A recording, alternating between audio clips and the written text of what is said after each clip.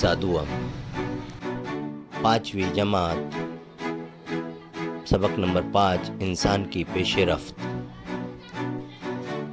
اس سبق کو 2 حصوں میں تقسیم کیا گیا ہے، 5.1 5.2۔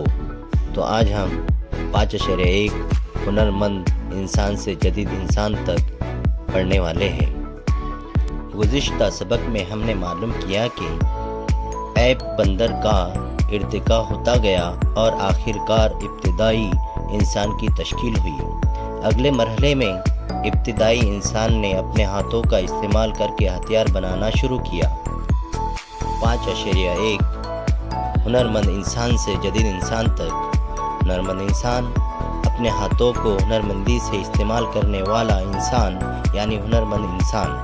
سب سے پہلے بر اعظم افریقہ میں تنزانیہ اور کینیا، ان دونوں ملکوں کے آس پاس اس انسان کی موجودگی کے ثبوت دستیاب ہوئے۔ اس کی کھوج لگانے والے سائنسداں لوئی لیکی نے اسے ہومو ہیبیلس نام دیا کیونکہ اس کے باقیات کے ساتھ اس کے بنائے ہوئے ہتھیار بھی ہاتھ لگے۔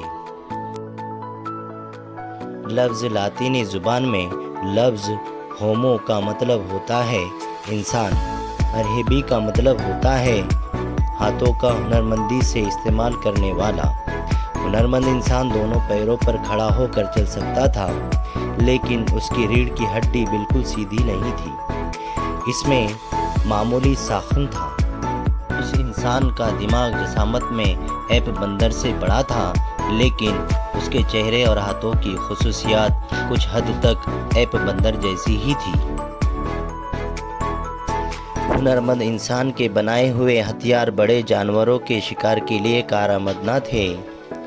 ان کا استعمال وہ صرف گوشت کو کھرچنے اور ہڈی پھوڑ کر اس کا گودا حاصل کرنے کے لیے ہی کر سکتا تھا۔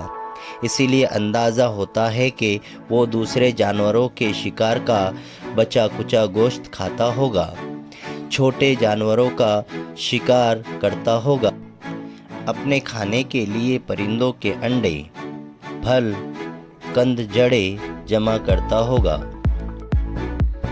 سیدھی پشت والا انسان۔ انسان کے ارتقاء میں ایک اہم مرحلہ ہے سیدھی پشت والا انسان۔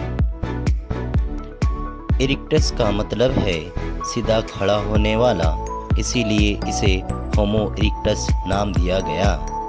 وہ ہنرمند انسان کے مقابلے میں زیادہ ذہین تھا اور گروہ میں رہتا تھا۔ جنگل میں لگی ہوئی آگ کو دیکھ کر انسان آگ سے آگاہ ہوا۔ سیدھی پشت والے انسان نے درخت کی جلتی ہوئی شاخیں لا کر اس کے استعمال کا ہنر سیکھا ہوگا۔ اس کے زمانے میں زمین کا بڑا حصہ برفیلا تھا، اسی لیے آب و ہوا انتہائی سرد تھی۔ اتنے سرد ماحول میں زندہ رہنا اس کے لیے ممکن ہو سکا محض آگ کے استعمال کی وجہ سے، لیکن وہ آگ پیدا کرنے کے ہنر سے واقف نہیں تھا۔ اس کے ہتھیار بھی سابقہ ہتھیار کے مقابلے میں بہتر اور سڈول تھے۔ وہ دستی کی کلہاڑی جیسے ہتھیار بناتا تھا۔ افریقہ اور ایشیا اور یورپ کے براعظموں میں سیدھی پشت والے انسان کے باقیات اور ان کے ساتھ ان کے بنائے ہوئے ہتھیار دستیاب ہوئے، جیسا کہ تصویر میں سیدھی پشت والے انسان کی خیالی تصویر ہے، اور سیدھے پشت والے انسان دستی کلہاڑی جیسے پتھر کے ہتھیار بنا کر استعمال کرتا تھا۔ طاقتور انسان۔ انسان کے ارتقاء میں بہتری کا ایک اور مرحلہ یعنی طاقتور انسان۔ وہ تنوع مند تھا۔ اس کے باقیات سب سے پہلے ملک جرمنی میں نیانڈرتھل میں دستیاب ہوئے، اسی لیے اسے نیانڈرتھل انسان کہا جاتا ہے۔ وہ سیدھی پشت والے انسان سے زیادہ ذہین تھا۔ طاقتور انسان خصوصاً غاروں میں رہتا تھا۔ وہ گول پتھر اور پتھر کو تراش کر نکالی گئی پرتوں کی مدد سے مختلف شکلوں کے ہتھیار بناتا تھا۔ طاقتور انسان کی تصویر، اور انہیں لمبی ہڈیوں اور لکڑی کے ڈانڈوں پر بٹھا کر بھالا، کلہاڑی وغیرہ ہتھیار بناتا تھا۔ وہ بڑے جانوروں کا شکار کرتا تھا، چمڑے میں لگے ہوئے گوشت کو کھرچ کر نکالنے کے لیے پتھر کی چھینی کا استعمال کرتا تھا، چمڑے کے کپڑے کا استعمال کرتا تھا۔ وہ خصوصاً گوشت خور تھا۔ وہ آگ پر اناج کو بھون کر کھاتا تھا، سخت لکڑی والی شاخوں کو رگڑ کر یا چکماک یا فلنٹ کو ایک کے اوپر ایک پٹک کر نکلنے والی چنگاری سے آگ پیدا کرنے کا ہنر بھی اسی نے سیکھ لیا تھا۔ ممکن ہے اس نے تخلیقی ہنر میں بھی پیش رفت کی ہو۔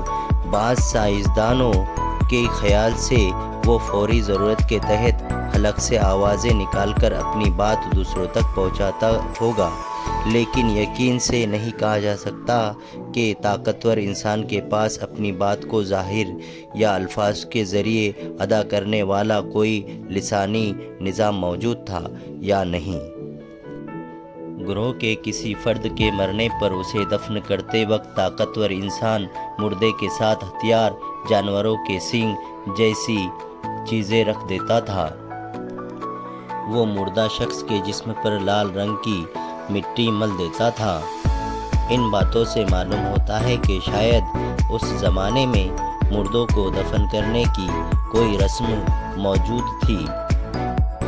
زمانہ گزرنے کے بعد طاقتور انسان کے بعض گروہ افریقہ سے نکل کر بر اعظم یورپ اور ایشیا تک پہنچے اور وہاں رہنے لگے۔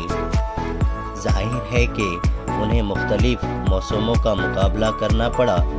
زندہ رہنے اور اناج حاصل کرنے کے لیے انہیں نئے طریقے اختیار کرنے پڑے، اسی لیے ان کے زمانے میں زندگی گزارنے کے لیے درکار ہتھیار کو بنانے اور ان کے استعمال کے طریقوں میں اصلاح ہوئی، لیکن ایسا ہونے کے لیے ہزاروں برس کا زمانہ لگا۔ طاقتور انسان کے مقابلے میں زیادہ ترقی یافتہ انسان کو عقل مند انسان کے نام سے پہچانا جاتا ہے، جس کا تعارف ہم بعد میں حاصل کریں گے۔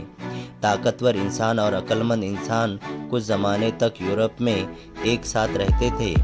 عقل مند انسانوں کے گروہ سے تصادم، ماحول کی تبدیلیوں سے مطابقت پیدا نہ کر سکنا جیسی بعض وجوہات کی بنا پر طاقتور انسان کا وجود ختم ہو گیا ہوگا۔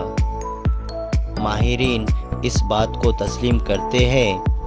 کاربن 14 طریقے کی بنیاد پر کہا جاتا ہے کہ تقریباً 30,000 سال پہلے طاقتور انسان ناپید ہو گئے تھے۔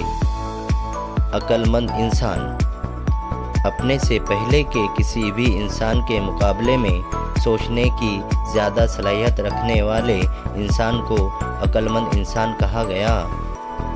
اسے ہی ہومو سیپینز کہتے ہیں۔ سیپینز کا مطلب ہے عقل مند۔ اسے یورپ میں کرومینان نام سے پہچانا جاتا ہے۔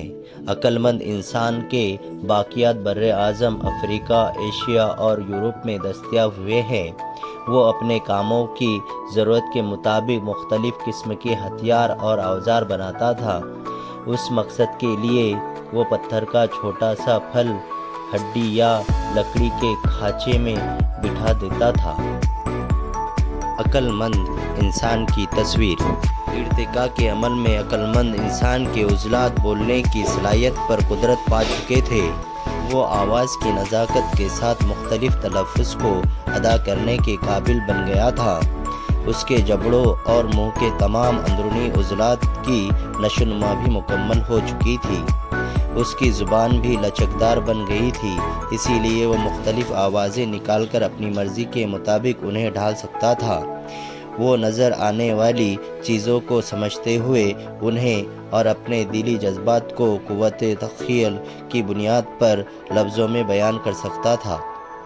اس کا مطلب یہ ہوا کہ اپنی باتوں کا اظہار کرنے کے لیے عقل مند انسان کے پاس زبان کا مخصوص نظام موجود تھا۔ وہ ذاتی مشاہدے اور قوت تخیل کی بنیاد پر تصویریں بنانے لگا تھا۔ وہ فنکارانہ چیزیں بھی بنانے لگا تھا، اسی لیے اسے عقل مند انسان اور غور کرنے والا انسان نام دیا گیا۔ پرانے زمانے کی غار میں بنی ہوئی تصویریں۔ اس کے اگلے ویڈیو میں 5.2 ترقی پذیر عقل والا انسان اور تہذیب پڑھے گی.